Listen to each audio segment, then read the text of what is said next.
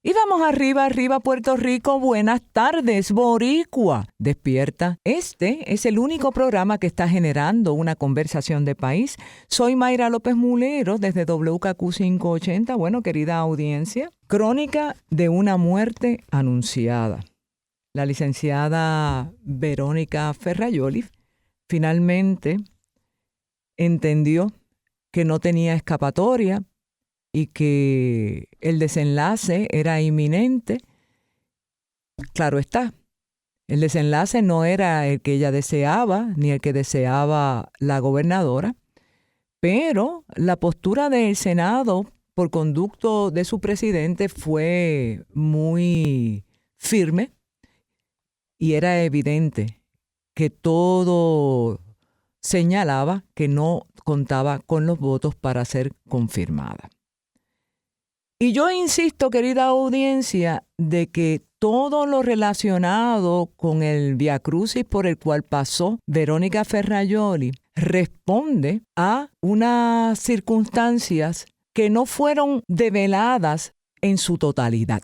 Y en la medida en que el proceso se prolongaba, se hacía más incisivo la búsqueda de esa verdad que corresponde a la trayectoria de la licenciada en ocasión de haberle servido a Jennifer González cuando ésta fungía como comisionada residente. Y yo creo que aunque los asuntos que se discutieron en la comisión total, que giraron fundamentalmente hacia dos vertientes, una de las cuales tenía que ver con la inobservancia de obligaciones estatutarias en el ámbito contributivo, que fueron ignoradas por la licenciada Verónica Ferrajoli, aunque ella insiste en echarle la culpa a un tercero, no satisfizo el criterio de los senadores de su propio partido. Y me parece también que ella, en su afán de querer ocultar aquellas cosas que no la ayudaban, empeoró su situación, querida audiencia. Porque luce como una figura capaz de mentir, tergiversar la realidad, ocultar asuntos importantes para lograr su objetivo o para complacer los objetivos de su amiga Jennifer González. Y el tiro le salió por la culata a ambas. Yo pienso que la licenciada Ferrajoli tendrá que enfrentar situaciones que todavía no han sido develadas en su totalidad. Y me refiero particularmente a lo que discutí con Germarí Rivera la semana pasada en mi programa, donde hicimos referencia a un referido a las autoridades de los Federico y los Cocoroco. Una querella contra la funcionaria cuando fungía como empleada de la oficina de Jennifer González en Washington. Y ese asunto añade y añadió todavía más cuestionamientos sobre el carácter de la dama y quedó atrapada en sus propias explicaciones y contradicciones y quedó atrapada en su afán de querer distorsionar la realidad y la jugada no le salió. Ya el país se ha enterado de que la licenciada Verónica Ferrajoli llamó a Jennifer y le dijo: gobernadora, retire mi nombramiento. Cosa que posteriormente ratifica por escrito en una carta que también se ha circulado públicamente y ustedes podrán llegar a sus conclusiones. Pero lo que sí es interesante es que como secuela de todo esto sale a relucir la figura de una mujer que había estado por debajo del radar y que fue designada como subsecretaria de Estado. Y la dama se llama Nariel Colón. Y Nariel Colón, fíjense qué cosa más interesante, es la esposa del alcalde de Bayamón, Ramón Luis Rivera Cruz, que fue un defensor acérrimo de la aspiración que tenía la licenciada Ferrajoli en convertirse en propiedad secretaria de Estado. Así que ahora ya comienzan las fichas a encajar y ahora uno entiende por dónde van los tiros.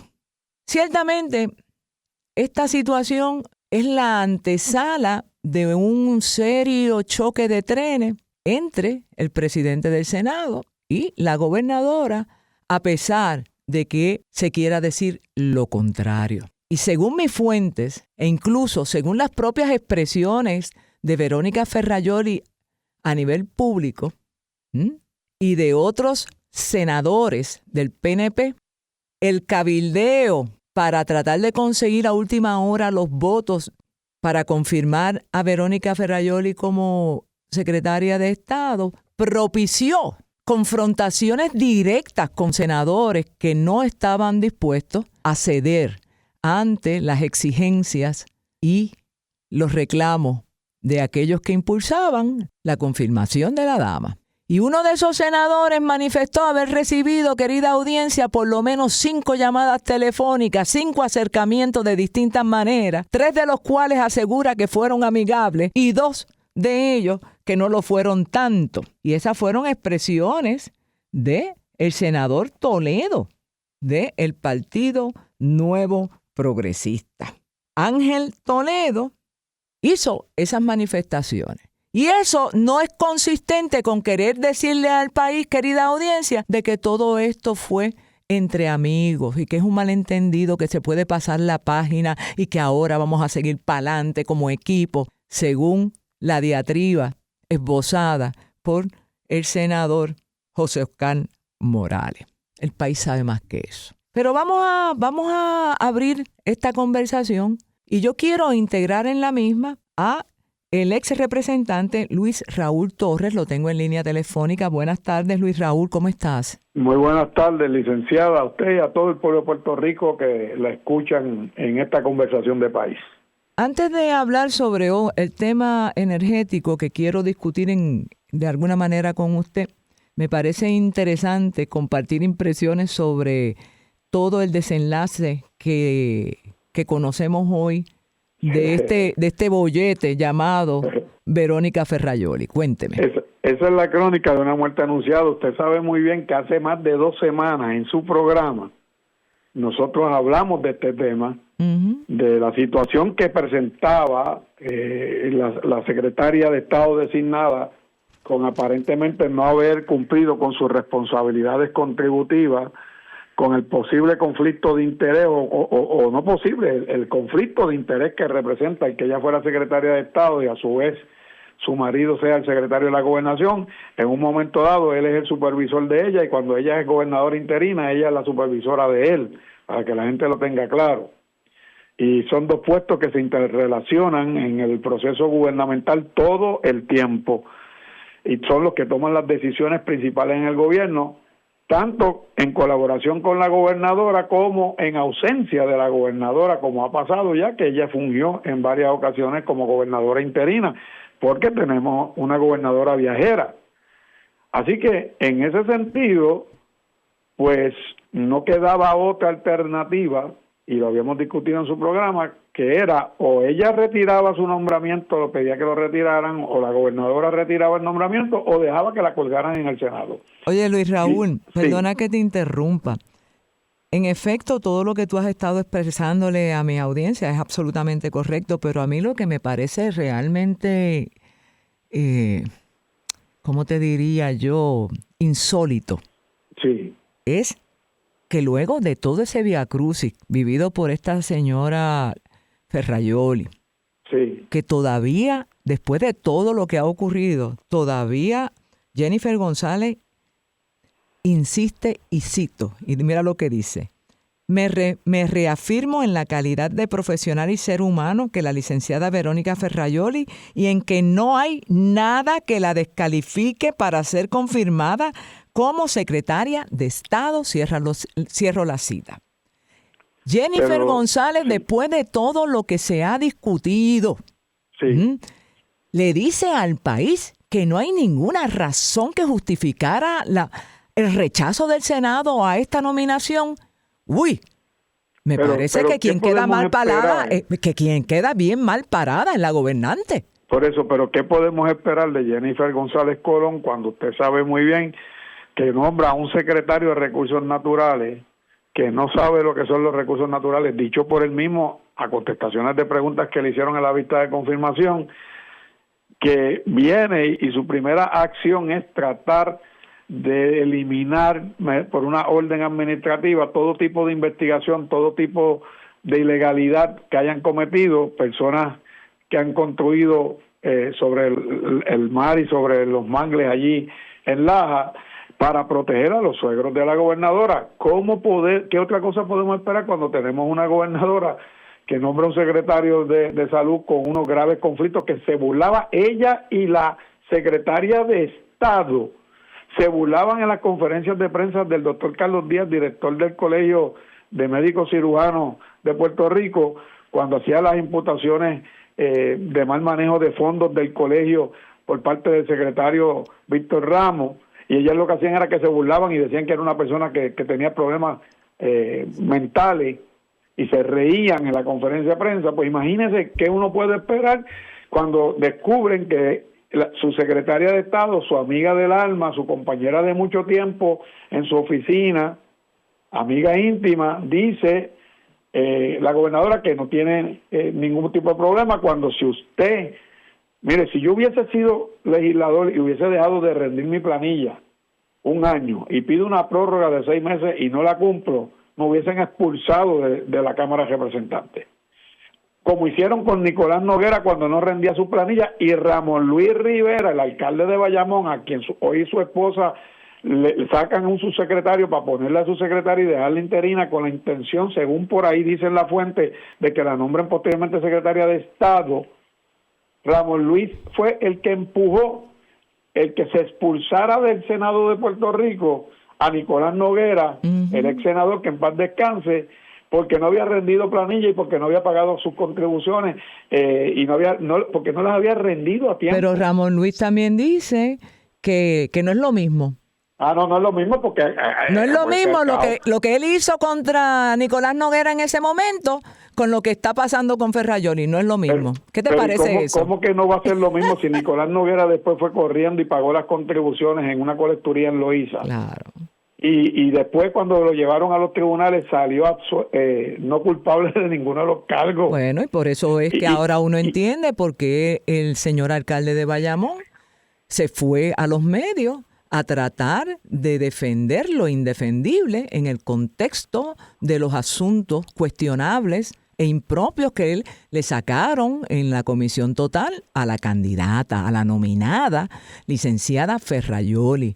Y ahora resulta que nos enteramos de que Nariel Colón es la subsecretaria de Estado y que, según el criterio de la gobernadora, en lo que ella decida a quién va a nombrar, va a mantenerse a cargo del Departamento de Estado. Bueno, entonces vemos todo nueva, pero perdona pero déjame terminar. Fíjate qué interesante. Fíjate que hay un denominador común aquí, Luis Raúl. Volvemos a otro matrimonio. 3 matrimonios, eso es lo que le iba a decir. Exactamente. Lo que pasa es que hay 3 matrimonios aquí que se comparten el poder. Cuéntame. Jennifer González y su esposo Jovín, Domenech con la secretaria de Estado Ferrayoli, y ahora sabemos que también está el matrimonio de Ramón Luis Rivera Cruz con su esposa, que son los 3 matrimonios que se comparten el poder del PNP y del gobierno. Y eso es lo que ha querido romper Tomás Rivera Chats, porque no se puede tener impunidad, o sea, aplicarle la ley, los reglamentos y echarle todo el poder gubernamental encima a la oposición política, como hicieron con Mariana Nogales, como trataron de hacer con Eliezer Molina, tratan de hacer con cualquiera que le lleve a ellos la contraria. Y entonces cuando le toca a uno de ellos, no, eso es distinto, no, eso hay que protegerlo, no, esta persona es lo más santo del mundo.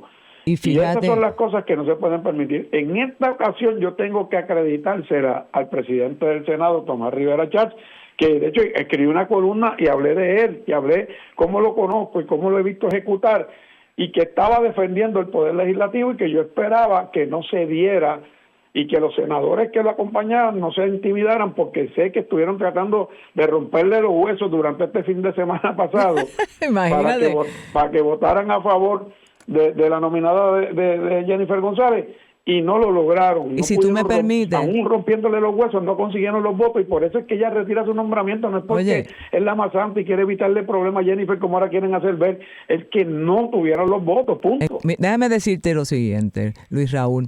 Yo tengo que coincidir contigo de que en este contexto particular, el presidente del Senado fue consistente a través de todo el trámite de investigación que hizo con relación a las cualificaciones de la licenciada Ferrajoli.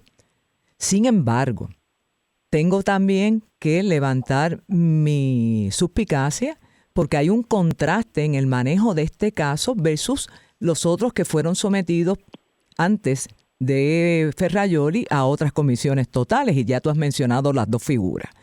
Sí. Que también fueron marcadas, que ese fue el término que tú utilizaste en las conversaciones que has tenido conmigo ante mi audiencia, y que a pesar de que el propio presidente del Senado manifestó en el caso concreto del doctor Víctor Ramos que él no le hubiera recomendado esa figura a la gobernadora, pero como la gobernadora descartó el consejo del presidente, pues entonces le votó a favor a Ramos, pero usted es responsable de lo que pase, gobernadora. O sea, que aquí hay unas cosas bien extrañas y por ahí viene otro issue. Sí, pero yo le voy a decir cuál es la gran diferencia, usted lo sabe. Uh-huh. Que esta señora no simplemente era que iba a ocupar el cargo de secretaria de Estado, es la que se puede convertir en gobernadora cuando la gobernadora sale de viaje, pero también en caso de que pase algo, se podría convertir en gobernadora permanente del país. Y Tomás Rivera Chatz no estaba dispuesto a dejarle ese poder en manos al matrimonio Domenech Ferrajoli. De eso es que se trata. Lo demás, si no hubiese sido ese cargo, lo hubiesen aprobado con todo lo de las planillas. Eso yo lo tengo claro. Lo que pasa es que con todo lo de las planillas se abrió otra puerta que todavía es más complicada, y fue lo que yo hablé la semana pasada en mi programa, donde se trae a colación una investigación y una querella que fue referida a las autoridades de los Federículos Cocoroco por alegadamente incurrir en conducta que viola estatutos federales con relación al desempeño y las limitaciones que tiene un funcionario federal para mantener algún tipo de relación de negocios fuera de sus funciones oficiales como funcionaria de la oficina de Jennifer González cuando era comisionada. Mire, si no fuera porque el cargo es de secretaria de Estado y se puede convertir en gobernadora, con todo lo que usted acaba de decir, si fuera para otro cargo, la hubiesen confirmado. Bueno, eso es especulativo, vamos a pensar. Es especulativo, pero tiene lógica detrás, porque la realidad es que no podemos olvidarnos también a quién fue la otra persona que en algún momento Tomás Rivera Chatz le hizo frente en un proceso de confirmación. Uh-huh. A Pedro Pierluisi. ¿Y qué era Pedro Pierluisi? Secretario de Estado interino, y quería convertirse en secretario de Estado en propiedad y agarrarse a la gobernación. Sí, pero en las circunstancias eran bien diferentes, porque ya tú sabes que eso fue la secuela de la expulsión de Ricardo Rosselló. Fue la secuela de las exigencias de un país que exilió a Ricky. Por ahí todo el mundo se quiso acomodar, pero las cosas no son tan fáciles. Sí, incluso tiene que recordar que Pedro Pierluisi se trató de diligenciar la posición de secretario de Estado y el Supremo le dijo, mire, lo que usted está pretendiendo es totalmente nulo y es contrario a derecho, y le dio, ¿verdad?, un escarmiento y lo dejó visto ante el país como una persona que definitivamente no estaba honrando su conocimiento y respeto a nuestra Constitución. Y eso es historia. Lo importante, licenciada, ahora tenemos que estar atentos a la puerta que se abrió de discrepancias serias, abierta y de frente entre Tomás Rivera Chatz, presidente del Senado, y la gobernadora Jennifer González, que por más que traten de esconderlo y de decir que son los mejores panas, los mejores amigos, esto trae cola. Oye, Luis Raúl, eso precisamente así comencé yo el preámbulo del programa de hoy. O sea, aquí se quiere aparentar o quieren tapar el cielo con la mano, pero de que hay dos partidos en conflicto dentro de una misma estructura política, eso es bastante obvio.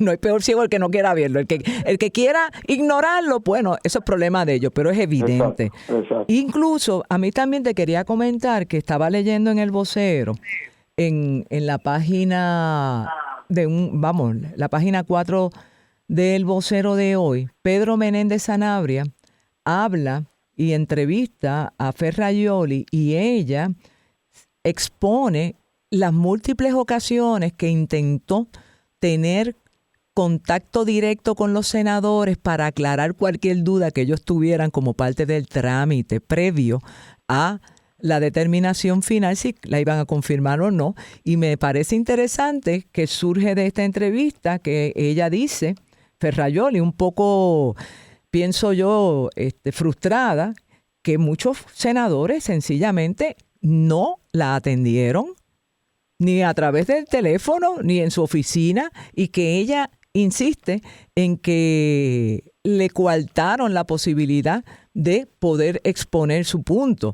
Ante esas expresiones, ¿cómo tú reaccionas?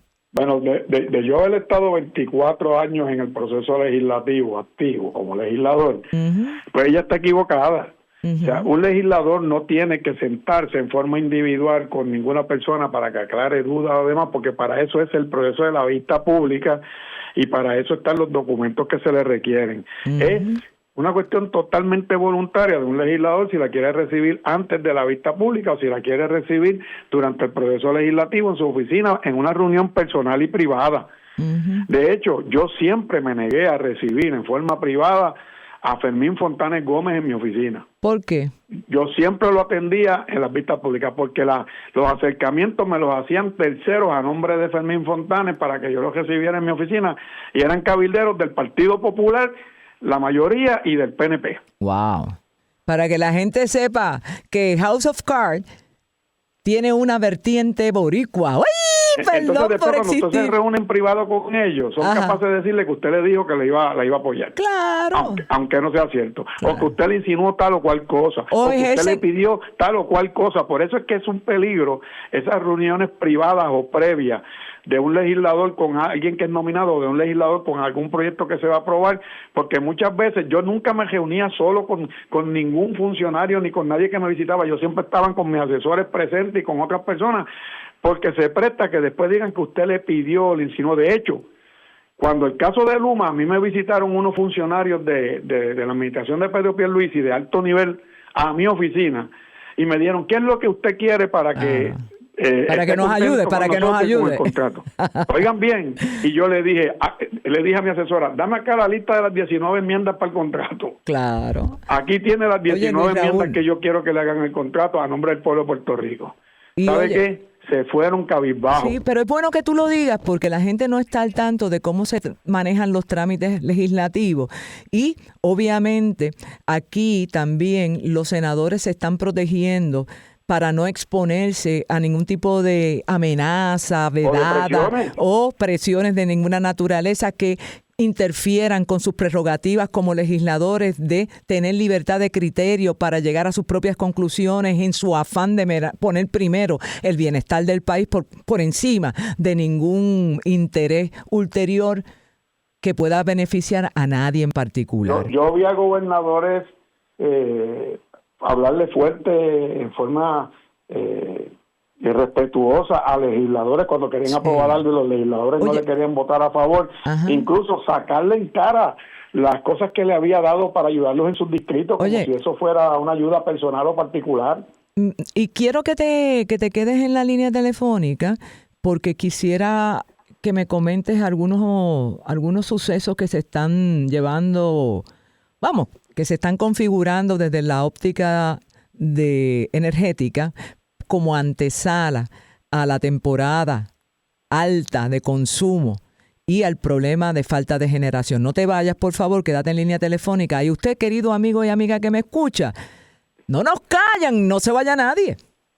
Y regresamos a esta conversación de país. Me acompaña Luis Raúl Torres por línea telefónica. No pudo llegar presencialmente en esta ocasión, pero ciertamente él siempre se hace sentir. Luis Raúl, quiero cambiar ahora a otro tema que no lo pienso soltar, y yo sé que tú tampoco, que tiene que ver con los asuntos energéticos. Y hoy la primera plana del Nuevo Día habla, y este es el titular: en la recta final el trámite de las barcazas generatrices.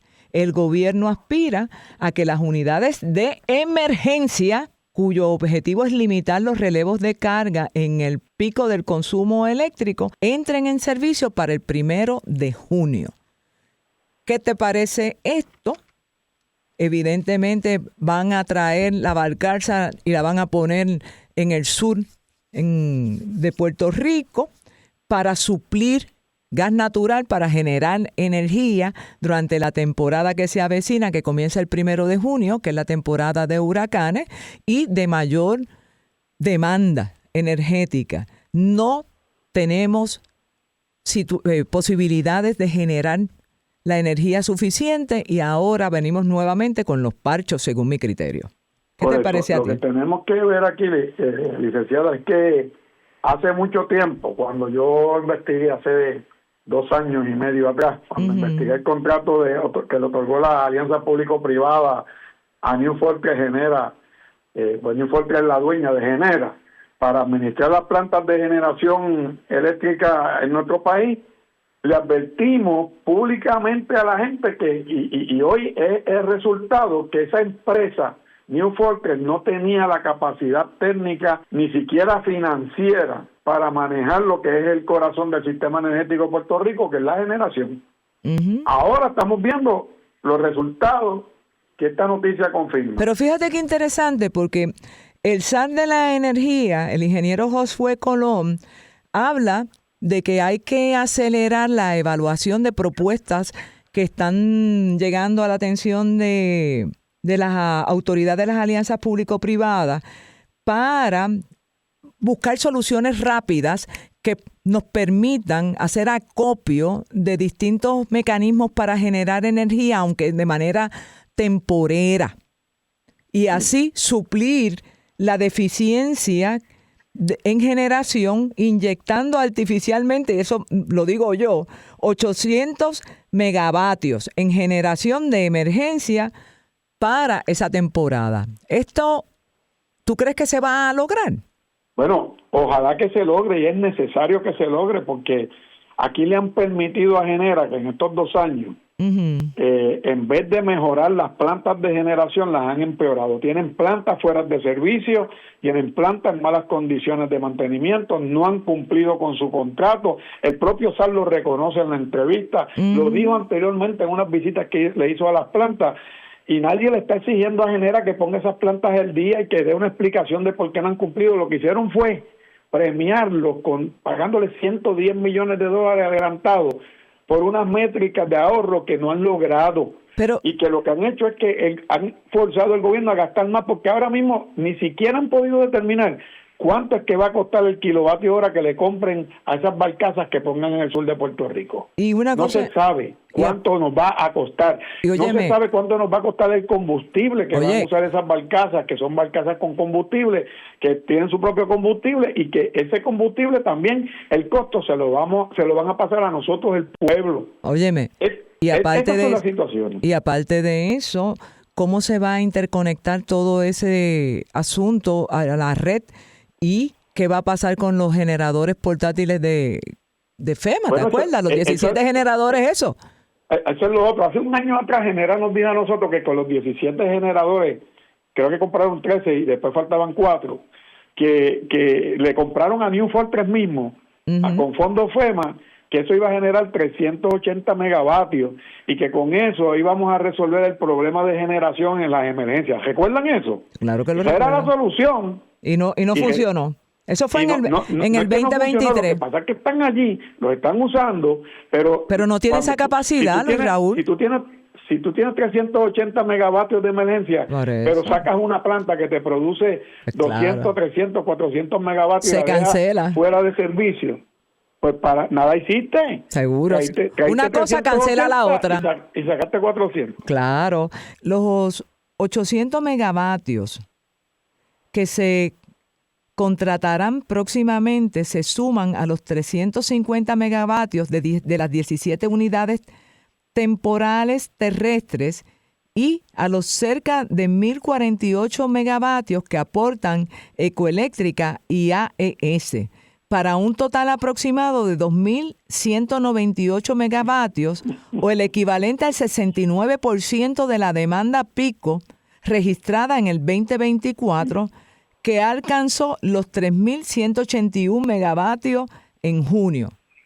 O sea, esto lo que significa es que no tenemos suficiente generación, en palabras. No, y están resolviéndole el problema a Newfork que genera con parchos, con más gastos, con más costos para el pueblo, porque el problema es que aún con toda esa situación de la emergencia y todas esas barcazas y todo lo que traigan, tiene las plantas generatrices de la autoridad fuera de servicio. Sí, pero si él lo dice aquí. Y no las tiene al día y no tiene la producción necesaria que se necesitan para atender la demanda, y la quieren atender con parchos alternativos. Y entonces él mismo lo acepta. Él dice que se le está diciendo consistentemente a esta gente, a Luma y a todos ellos. ¿Y dónde están las multas? ¿Dónde están los señalamientos? Que es reparar y mantener las unidades, ¿entiendes? Y si esto no trabaja en armonía, pues por un lado vestimos un santo y por el otro lo desvestimos. Por eso, y le dieron 110 millones adelantados. Sí, y le dieron más chavos para comprar unos megageneradores. Y le siguen ayudando porque Newfork está en quiebra.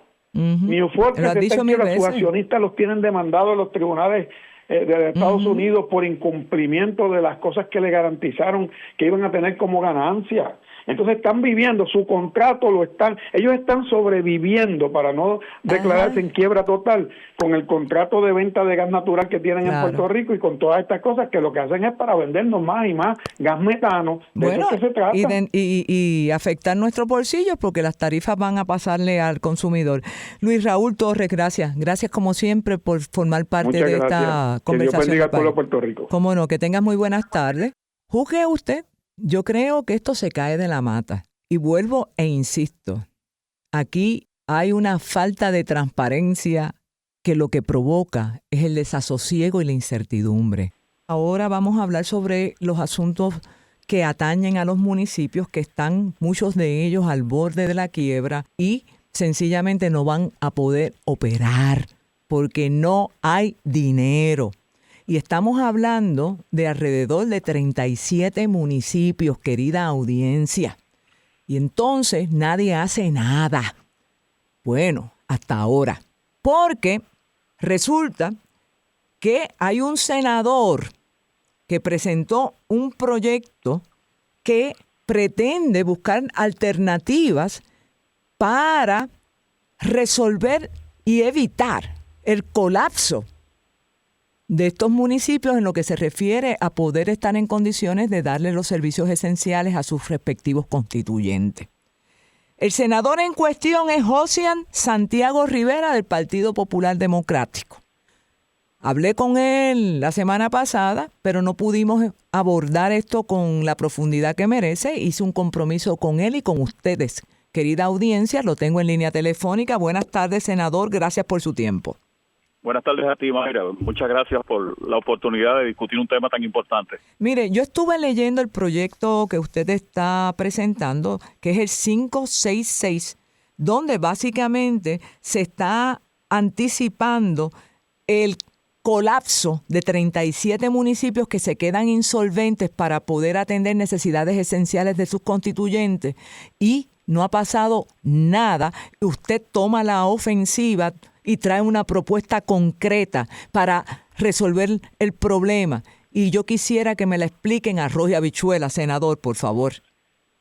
Pues mira, Mayra, hasta el momento el gobierno de Puerto Rico ha tenido, como tú sabes, momentos en donde deja de darle servicio a la ciudadanía, y son los municipios los que hemos ido atendiendo esa situación. Y te digo, son los municipios los que hemos ido atendiendo porque fui alcalde 24 años. Y son tantas las cosas del servicio público que desatiende el Estado, y hasta ahora los municipios estaban haciendo esa tarea. Pero ¿qué ocurre?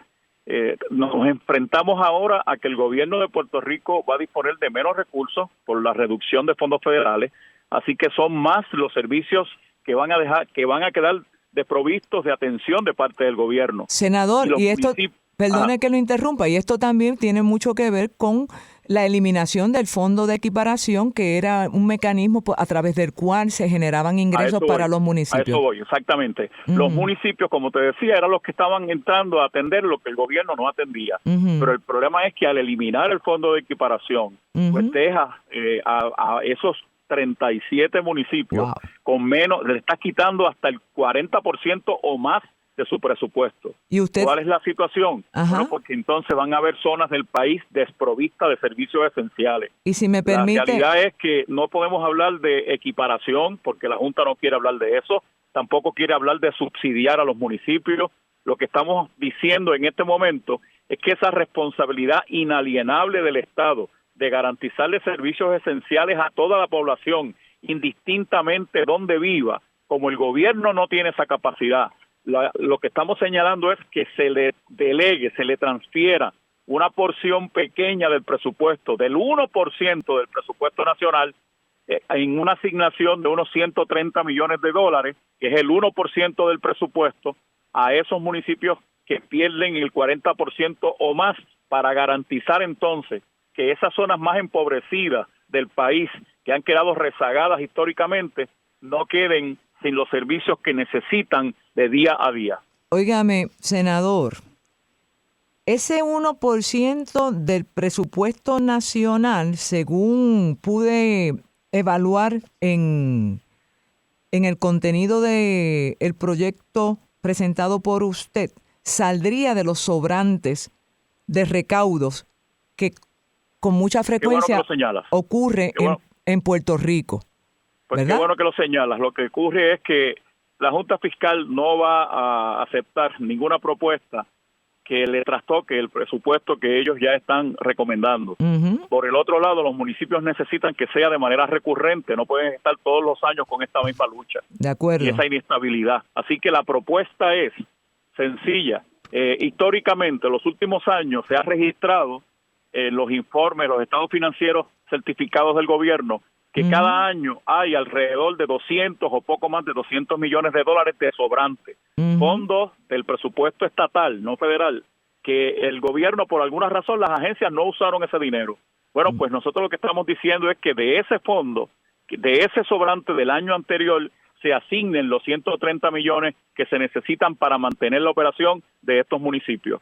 Así se hace transparente y se puede hacer de manera recurrente. Y de esa forma, pues Mayra, no crear ese caos que puede vivir Puerto Rico en las zonas donde vive la gente con mayor vulnerabilidad. O sea, son las personas que más necesitan el apoyo del Estado.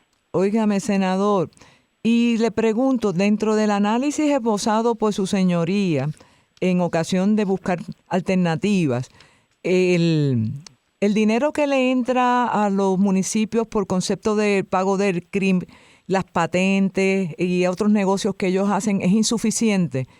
¿Y ustedes lo han evaluado? Bueno, el CRIM todavía tiene que hacer mucho más. Hay dinero de propiedades que no están pagando las contribuciones que corresponden. Esa es la realidad.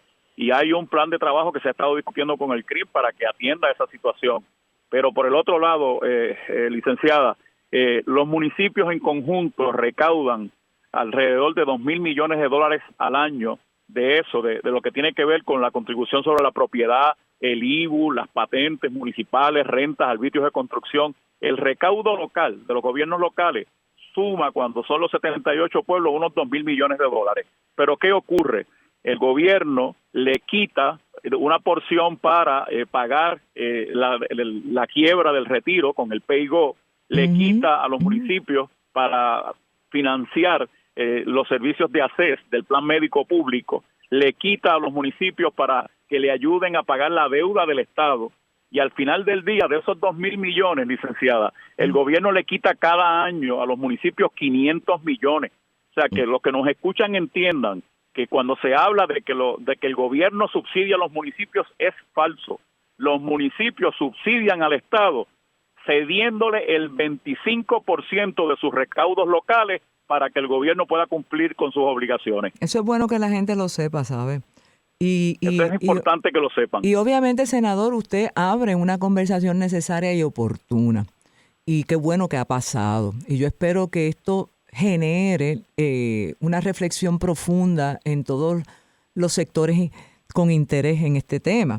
Pero se me ocurre, ¿verdad? Y yo supongo que usted también estará prevenido de esta posibilidad, que habrán otros sectores que traen ideas como eliminar municipios o hacer fusión entre municipios. Se habla de crear consorcios como opciones para mitigar la falta de recursos que tienen este grupo de municipios que usted identifica en el proyecto. ¿Qué tendría usted que decir al respecto? Bueno, la realidad en primer término es que en muchas ocasiones eso lo piensan aquellos que creen que los municipios son una carga para el Estado. Uh-huh. Por el contrario, los municipios son el brazo operacional, son los que mejor pueden garantizar la prestación de servicios públicos en cada rinconcito del país. Yo te puedo decir que el mejor ejemplo que tenemos de lo que es eliminar un municipio está cerca de la zona metropolitana y se llama Río Piedras. Uh-huh. Si Río Piedras fuera hoy municipio, no estaría como se encuentra hoy. Esa es una realidad. Se eliminó como municipio pensando que al unirse a la capital iba a mejorar su condición, y todo el mundo ha visto en las condiciones en que se encuentra Río Piedras. Hubo otro momento, uh-huh, a principios del siglo pasado, que se consolidaron más de 10 municipios a municipios más grandes que habían cercanos, pero no pasaron 5 años cuando volvieron a crearlos esos municipios que se habían reintegrado a aquellos más grandes, porque lo que ocurrió fue que el poco recurso que ellos tenían lo utilizaban entonces los municipios más grandes, y ellos al final del día tenían menos servicios. Así que no podemos repetir la historia. Hay la garantía de servicios esenciales si tenemos municipios que dispongan de los recursos para llevar esos servicios a la gente más empobrecida, porque lo otro que te tengo que decir, Mayra, es que estos municipios que se afectan tienen la tasa, su población bajo el umbral de pobreza, en cada uno de ellos está por encima del 45, 50, 60%. Wow. Óigame, me parece sumamente necesaria esta conversación, porque incluso yo me planteo, Josian, cómo contrasta la forma en que se manejan estos temas en el municipio de mucho dinero como es San Juan, Guaynabo, Bayamón, versus los 37 municipios que están identificados en el proyecto de ley que presentaste. Y recientemente se está hablando de que en el caso particular de San Juan se está privatizando el parque Muñoz Rivera, que se lo pasaron al municipio de San Juan. Sabes que vienen unas propuestas que se están desarrollando en el Escambrón, y esto ha generado también muchísimos comentarios y conversaciones de unos y otros, y me parece que todo esto hay que mirarlo dentro del contexto integrado para darle mayor equidad en la distribución de los fondos y ayudar a los municipios más pequeños, ¿verdad? Y darle opciones a ese municipio. Veo que en el proyecto que traes expresamente hablas de que ese 1% se le acredite a los 37 municipios en particular. ¿Estoy interpretando lo correcto? Sí, son esos 37 municipios y quiero destacar ¿por qué? Que hay entre ellos 19 con alcaldes afiliados al PNP y 18 con alcaldes afiliados al Partido Popular. O sea, esto no es un asunto partidista. ¿Y por qué excluir a los otros? Bueno, porque ya los otros no perdieron tanto como estos. Estos perdieron el 40% o más de su presupuesto. Uh-huh. Y han logrado en el proceso pues hacer los ajustes, tienen una mayor actividad económica local y han logrado subsanar esa pérdida. Pero estos en particular son municipios que no tienen la misma actividad económica. Eso, acuérdate que el desarrollo económico no se da de manera equilibrada, uniforme, igual claro, por todas las regiones del país. Hay algunos que por distancia, por topografía, diferentes razones, ¿verdad? Uh-huh. Acceso, todos esos problemas hacen que algunas zonas no tengan la misma desarrollo económico. Por ejemplo, pero ahí viven ciudadanos que necesitan servicios, y déjame decirte uh-huh. que son los que también tienen la más alta población de la mayor edad, de la tercera edad, sí, de los ciudadanos que más necesitan. Y para que la gente tenga una idea, voy a identificar los municipios según surge del documento. Ahí está Las Marías, Florida, Maricao, Comerío, Maunabo, Villalba, Adjuntas, Jayuya, Ciales, Guayanilla, Patilla, Guánica, Loíza, Arroyo, Corozal, Ceiba, Naguabo, Orocovis, Barranquitas, Utuado, Morovis, Lares, Aguas Buenas, Vieques, Sabana Grande, Quebradillas, Camuy, Salinas, Yabucoa, Ibonito, Culebra, Naranjito, Moca, Coamo, Lajas, Luquillo y Las Piedras quedarían inoperantes si se continúa el plan para eliminar las asignaciones estatales. Hay unos municipios, y hay uno, los primeros que mencionó, son unos municipios que se ven primeramente afectados. Hay otros que han logrado, ¿verdad?, con los fondos federales paliar la situación y que pudieran sostener su operación como lo tienen al momento, digamos 2, 3 años, 4 años, pero al final del camino tendrían un problema complicado. Por eso es que tratamos de anticipar, ¿verdad?, las respuestas, no dejar que la sangre llegue al río para entonces reaccionar. Y en segundo lugar, lo estamos haciendo de una manera, como te decía al principio, transparente, o sea, no estamos trastocando el presupuesto y como muy bien señalabas, hay riesgo de que tengan que comenzar a cobrar por servicios públicos. Bueno, pues de esta forma no estamos creando ninguna contribución adicional sobre el pueblo. Es utilizando sobrantes de cada año para garantizar que la gente que vive en estos 37 municipios tengan servicios básicos. Oye, licenciada, cuando el gobierno deja de atender las carreteras, son los municipios los que van a deshiervar, a tapar los hoyos. Cuando el gobierno desatiende instalaciones deportivas, son los municipios los que atienden esas instalaciones y desarrollan la actividad deportiva. Ni hablar de los servicios a los ciudadanos de mayor edad, las amas de llave, pero no solamente el que cuide de esa persona, el transporte a una cita médica, la reparación de la casita si es que tiene defecto. Tú te puedes encontrar con personas encamadas que necesitan un sellador de techo porque se le moja la habitación donde ellos están. Claro. Esa es la realidad. O que cuando mueren no tienen familiares, hay que ayudar para los servicios funerales. Son tantas las cosas que se atienden de día a día en cada uno de los pueblos, y el gobierno, que es el que tiene la responsabilidad, porque recuerda que los municipios son una criatura de la legislatura, se crean precisamente para garantizar que servicios públicos le lleguen a cada rincón del país. Y de esta manera lo podemos lograr, no dejamos que haya un caos a partir ya del 1 de julio para muchos de estos pueblos, y tenemos entonces calidad de vida, que es lo que necesitamos garantizarle al pueblo puertorriqueño. Senador Santiago, esta iniciativa suya ha sido discutida con la Asociación y Federación de Alcaldes. ¿Cuál ha sido la reacción de los alcaldes? Ya usted no es alcalde, pero lo fue por muchísimo tiempo el alcalde de Comerío, sí. Y usted fue una figura que se destacó precisamente por sus posturas en defensa de la estabilidad económica, no solamente de su propio municipio, sino de toda la región. Bueno, te tengo que decir que yo he estado en comunicación con la Federación, con la Asociación, con la Junta del CRIM, con COFIN, con Presupuesto y Gerencia, con el Departamento de Hacienda, con Desarrollo Económico. Yo he estado celebrando toda una serie de reuniones de trabajo con la Comisión de Hacienda del Senado, con el presidente de la Comisión de Hacienda de la Cámara, con el presidente del Senado. Hemos estado levantando información. En estos días nos proponemos ya para la semana próxima tener unas vistas públicas donde vamos entonces a convocar a todas estas agencias y Federación y Asociación de Alcaldes para que tengan a bien traernos sus comentarios sobre el proyecto. Ya yo le he adelantado, ya yo le he anticipado en qué consiste, pero obviamente le estamos dando el tiempo para que evalúen la medida y nos traigan recomendaciones si es que hay que modificarla. Pero aquí lo importante, licenciada, es que en Puerto Rico tenemos el problema de que lo inmediato, las controversias diarias, desplazan opacan los temas importantes. Seguro. Senador José, y esto es un asunto muy, muy importante. Y precisamente por eso no quise esperar mucho tiempo para honrar mi compromiso con mi audiencia y con su señoría, porque reconozco que no solamente es importante, es urgente. Y evidentemente usted lo tiene clarísimo. Le deseo muchísimo éxito en esta encomienda que se ha autoimpuesto.